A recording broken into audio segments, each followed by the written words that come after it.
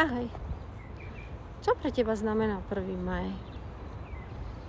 Je to len voľno, kľud, oddych? V Európe je tento deň oveľa viac. Je to unikátny mix drsnej histórie a jarnej romantiky. Sviatok práce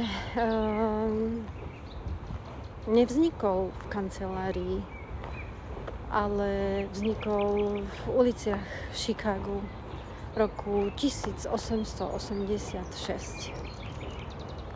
Tisíce ľudí vtedy riskovali životy za 8-hodinovú šichtu, aby sme my dnes neboli len otrokmi stroja. Ten kľud, ktorý dnes máš, je vykúpený bojom za ľudskú dôstojnosť. Ale v Európe sme si to urobili po svojom.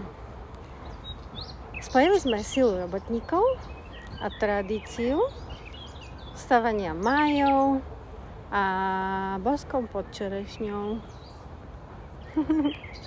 Prečo je to dôležité dnes? Pretože v dobe, kedy sme online 24/7,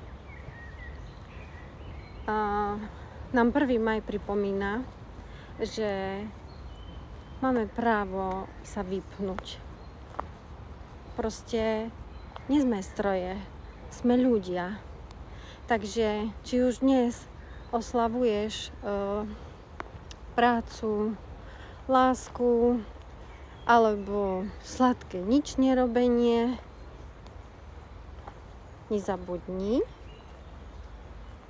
že tento deň má hĺbku. Je o našej slobode a našej povahe. A práve preto užij si ho.